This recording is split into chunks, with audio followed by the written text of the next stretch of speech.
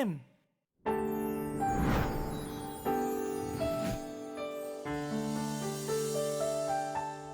Assalamualaikum warahmatullahi wabarakatuh. Sidang penonton Didik TV KPM yang dirahmati Allah. Bertemu lagi kita dalam rancangan kaunselor anda slot kerohanian. Anda bersama saya Ustaz Syazril Sapawi. Apa khabar anak-anak, adik-adik Ustaz yang Ustaz kasihi? Semoga anda semuanya berada dalam lindungan dan rahmat Allah selalu. Baiklah anak-anak dan adik-adik yang Ustaz kasihi, InsyaAllah hari ini Ustaz nak berkongsi dengan anak-anak dan adik-adik sidang penonton yang dirahmati Allah sekalian tentang satu tajuk yang amat penting dalam hidup kita, iaitu redha ibu ayah, itulah redha Allah. Baik, seperti yang Ustaz pernah sebutkan dalam episod-episod yang lepas, sewaktu kita berdoa, setiap hari kita berdoa, beristiqamah dalam berdoa, kita perlu sentiasa memohon rahmat Allah. Kerana apa? Kerana rahmat Allah itu penting untuk kita hidup di dunia dan di akhirat kelak dengan tenang dan bahagia. Tanpa rahmat daripada Allah, sudah pasti hidup kita terumbang-ambing tanpa perlindungan dan kesejahteraan yang setiap orang perlukan. Oleh itu, orang-orang yang mendapat rahmat Allah, orang-orang itu jugalah yang mendapat keredaan Allah. Untuk apa tujuan hidup kita kalau tanpa keredaan Allah? Bagaimana doa-doa kita hendak dimakbulkan Allah tanpa mendapat keredaan daripada Allah Subhanahu Wa Taala? Bererti redha Allah itu sangat penting dalam hidup kita ya anak-anak dan adik-adik. Tapi ada tapi sikit. Redha Allah itu akan terhenti dengan redanya kedua ibu bapa dan atau ibu ayah kita. Redha Allah itu akan kita perolehi setelah hidup kita ini mendapat keredaan ibu dan ayah. Dengan erti kata lainnya, kalau ibu ayah kita redha pada kita, barulah Allah akan memberi keredaannya kepada kita. Kalau ibu dan ayah kita tak redha dengan kita sebagai anak mereka, tak redha dengan apa yang kita lakukan kepada mereka, tutur kata kita yang membuatkan mereka bersedih atau tidak redha kita sebagai anak mereka, maka buatlah baik sebaik mana pun, buatlah amalan setinggi para wali sekalipun, Allah tidak akan meredai kita selagi ibu ayah kita tidak redha kepada kita. Na'udzubillahi min dzalik. Anak-anak dan adik-adik Ustaz yang Ustaz sayangi, jangan jadi seperti itu ya anak-anak dan adik-adik.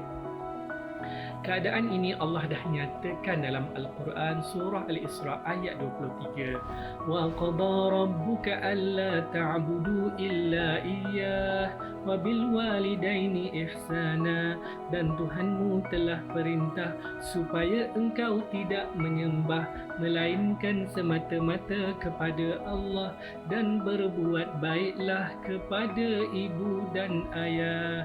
Allah, anak-anak dan adik-adik, sangat jelas dah apa yang Allah perintahkan kepada kita.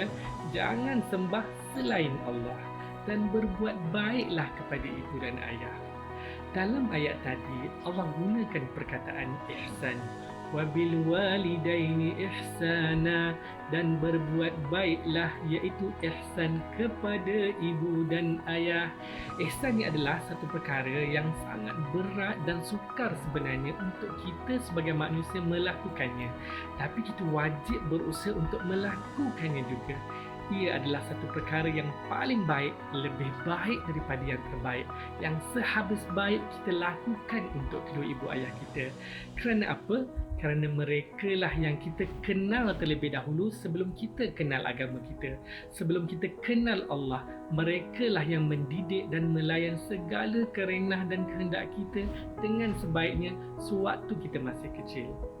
Cuba anak-anak dan adik-adik fikir ya, kalau ibu ayah yang berada di depan mata kita, kita tak boleh nak berlaku baik, macam mana dengan Allah yang kita tak nampak dengan mata zahir kita? Boleh harapkah kita nak berbuat baik pada Allah yang kita tak nampak berbanding ibu ayah yang kita nampak? Sebab itu Allah gunakan perkataan ihsan, seberat-berat perkataan yang mempunyai sebaik-baik makna untuk kita laksanakan dengan sebaiknya. Sebab itu dalam beribadah, kita perlu juga ada sifat ihsan. Apa maksud ihsan dalam beribadah?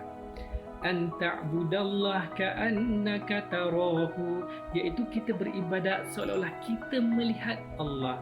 Fa in lam takun tarahu, sekiranya kamu tidak melihatnya iaitu Allah, fa innahu yaraka, maka ketahuilah bahawa Allah sedang melihat kamu. Hebat kan perkataan ihsan yang Allah guna dalam ayat ini. Allah perintahkan kita buat baik kepada ibu dan ayah kita dengan sebaik-baik perlakuan, pertuturan, sama ada di hadapan ibu ayah kita mahupun di belakang mereka, sama ada mereka masih hidup mahupun telah meninggalkan kita. Baik, di hujung ayat yang sama Allah perintahkan kita lagi, seandainya ibu atau ayah kita atau kedua-duanya masih hidup sampai ke usia mereka yang lanjut, fala taqul lahuma uffin, dan jangan sekali-kali engkau mengatakan kepada mereka berdua dengan perkataan wala tanharhuma, dan jangan sekali-kali engkau menengking mereka berdua, wa qul lahuma qawlan karima, dan ucapkanlah kepada mereka berdua dengan perkataan yang mulia. Anak-anak, adik-adik, sangat jelas Allah memberi amaran kepada kita supaya kita jangan sekali-kali menjadi anak yang derhaka, berkata dengan menggunakan perkataan-perkataan atau ayat-ayat yang kasar, tidak sopan, mengherdik, menengking, apalagi menyakiti mereka dengan tangan dan kaki. Allah, na'udzubillah min zalik. Anak-anak dan adik-adik ustaz, jangan jadi seperti itu. Berdosa besar dan Allah sekali-kali tidak akan redha dengan perlakuan seperti itu. Jadi anak-anak, adik-adik ustaz, ingat pesanan ustaz ni. Redha ibu ayah, itulah redha Allah. Kita bertemu selepas ini, jangan ke mana-mana, ibqu ma'ana. Didik TV KPM.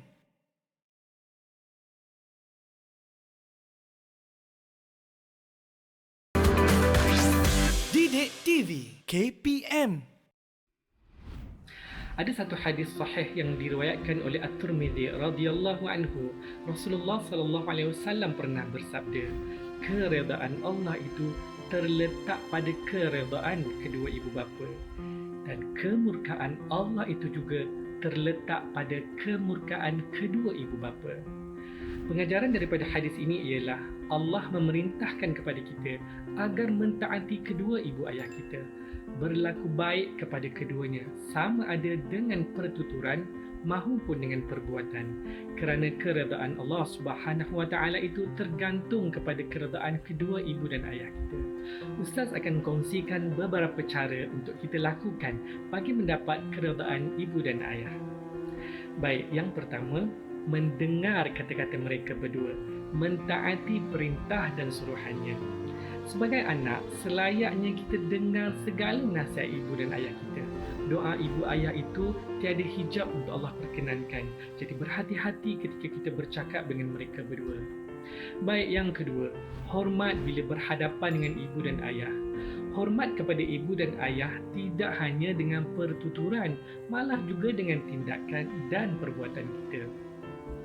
Ustaz dulu masa kecil-kecil, ibu dan ayah Ustaz banyak kali pesan pada Ustaz, kalau nak jalan depan orang tua, rendahkan badan dan mintalah maaf.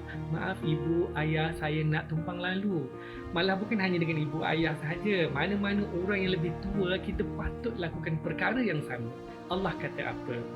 Wakhfid lahuma janahadh-dhulli minar rahmah, dan rendahkanlah dirimu kepada kedua ibu bapamu dengan penuh kasih sayang. Wa qur rabbirhamhuma kama rabbayani saghira, dan berdoalah kepada Allah, kasihilah kedua ibu bapaku seperti mana mereka mengasihiku sewaktu aku masih kecil. Lihat anak-anak, adik-adik, Allah suruh kita rendahkan diri kita bila berhadapan dengan ibu ayah kita. Walau sehebat mana pun kita kaya, kita berjaya, kita ada kereta besar, kita ada rumah besar, kita belajar sampai PhD, jangan tinggikan diri kita bila berhadapan dengan kedua ibu ayah kita. Jangan sombong dengan ibu ayah kita. Kemudian dalam ayat tadi Allah suruh juga kita berdoa kepada Allah untuk kedua ibu ayah kita. Bukan ustaz yang suruh, tapi Allah sendiri yang suruh kita mendoakan ibu ayah kita agar Allah memelihara mereka berdua, kasihi mereka berdua sama macam mereka pelihara dan kasihi kita sewaktu kita masih kecil. Kan waktu kita baby dulu, ibu ayah kita sayang sangat pada kita, tidur pun dalam pelukan ibu. Kita menangis sikit kerana lapar, bingkas ibu ayah bangun ni, buatkan susu, tukarkan lampin, menyanyi dan dodoikan kita sampai kita terlena. Tak ingat ke? Okey, tapi sekarang ni Ustaz lihat ramai anak-anak dan adik-adik di luar sana dah tak buat daftar macam tu. Bila berjalan depan ibu ayah, berjalan depan orang tua, depan muka selamba je, tanpa rasa malu dan hormat. Depan-depan muka ni lalu selamba je. Allah, hebat sangat ke kalau buat macam tu? Mana rasa hormat pada ibu ayah kita? Mana yang Allah suruh kita rendahkan diri kita bila berhadapan dengan ibu dan ayah kita? Tapi Ustaz tahu anak-anak dan adik-adik Ustaz yang ada kat depan TV semua tahu apa yang patut dilakukan bila nak jalan depan ibu ayah atau nak lalu depan orang yang lebih tua daripada kita. Tumpang lalu ibu ayah sambil anak-anak adik-adik pun tunjukkan sedikit pada tanda rasa hormat kepada mereka. Kalau tak sebut minta maaf sekalipun, perlahankanlah jalan tu. Tunduk sedikit, pasti ibu ayah dan orang yang lebih tua itu rasa dihormati bila kita buat macam tu di hadapan mereka. Lebih-lebih lagi ibu dan ayah kita. Kita kan nak dapatkan redha mereka kan. Buat macam tu. Okey anak-anak dan adik-adik. Seterusnya yang ketiga, cara bagaimana nak peroleh keredaan ibu dan ayah. Tidak meninggikan suara bila bercakap dengan mereka. Okey, dalam blok pertama tadi Ustaz dah bacakan ayat Al-Quran. Fala taqul lahuma uffin, janganlah berkata kepada keduanya dengan perkataan ah. Maksud di sini ialah berkata dengan kata-kata yang kasar dan kesat. Tak kiralah ke ke ke, tak boleh ya anak-anak, adik-adik. Ish pun tak boleh. Contohnya, ish ibu ni, adik dah cakap adik tak nak makan nasi goreng. Adik nak makan apa? Spaghetti. Adik nak makan spaghetti. Allah, anak-anak, adik-adik, tak boleh ya cakap macam tu pada ibu ayah kita. Kita kena hormat ibu ayah. Ayah, kan adik dah cakap adik nak duit nak beli mainan tu. Ayah tak dengar ke saya ni? Astagfirullahalazim. Anak-anak adik-adik, jangan cakap macam tu ya. Itu bukan perkataan-perkataan yang mulia yang Allah suruh kita ucapkan kepada ibu dan ayah kita. Mungkin kita boleh tukar dengan ayat yang lebih baik macam ni. Ayah, boleh tak adik nak beli mainan ni? Adik dah lama teringin nak mainan ni. Boleh tak ayah? Kan manis, manja bunyinya macam tu. Ayah mana yang tak sayangkan anaknya kalau cakap baik-baik macam tu kan? Alhamdulillah, ibu ayah sayang kita, Allah lagi sayang pada kita kan? Baik, cara yang keempat, bagaimana nak perolehi keredaan ibu dan ayah ialah dengan mendoakan kesejahteraan mereka. Anak-anak, adik-adik yang Ustaz sayangi, mendoakan kesejahteraan ibu dan ayah bukan hanya ketika mereka masih hidup. Apa yang lebih penting, walaupun ibu ayah kita sudah tiada, sudah meninggalkan kita, doa kita sebagai anak itu lebih penting buat mereka. Semasa mereka masih hidup, jangan tinggal doa untuk ibu ayah setiap kali lepas solat. Semasa mereka sudah tiada, jangan tinggal doa untuk ibu ayah setiap kali lepas solat dan setiap kali teringat.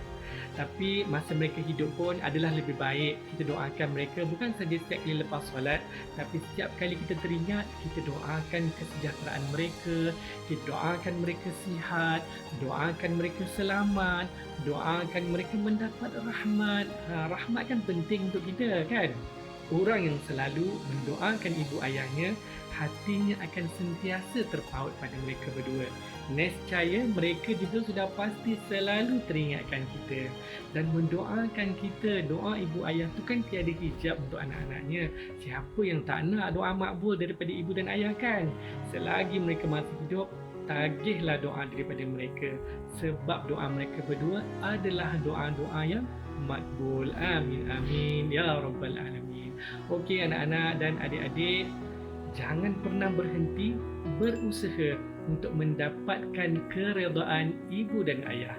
Kerana reda ibu ayah itulah reda Allah.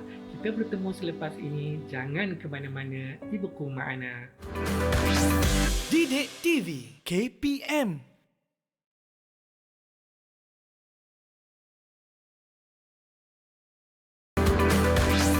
Didik TV KPM.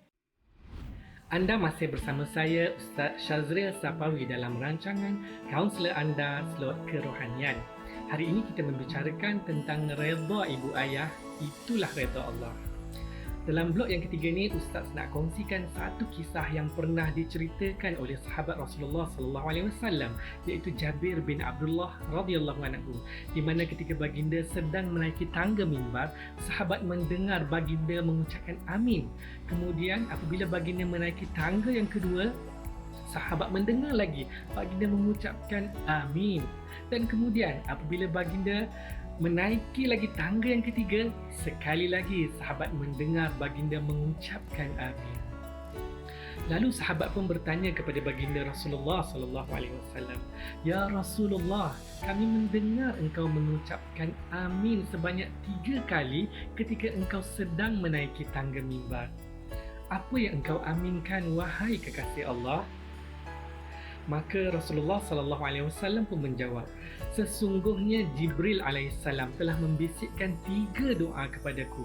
Doa yang pertama, celakalah orang yang melalui bulan Ramadan hingga ke akhirnya, tapi dosa-dosanya tidak terampun oleh Allah. Maka aku aminkan." Kemudian Jibril alaihissalam berdoa lagi, celakalah orang yang apabila mendengar namamu disebut tetapi tidak menyambutnya dengan selawat ke atasmu. Maka aku aminkan. Jadi adik-adik, bila kita dengar di nama Rasulullah sallallahu alaihi wasallam disebut, kita kena jawab sallallahu alaihi wasallam bersama-sama. Boleh kan? Baik, dan seterusnya bila baginda Rasulullah sallallahu alaihi wasallam memijak tangga yang ketiga, Jibril alaihissalam membisikkan lagi doa yang ketiga kepada Nabi. Apa dia doa yang ketiga? Celakalah bagi orang yang mempunyai ibu ayah tetapi tidak dimuliakan atau tidak dihormati kedua ibu ayahnya sehingga mereka mati.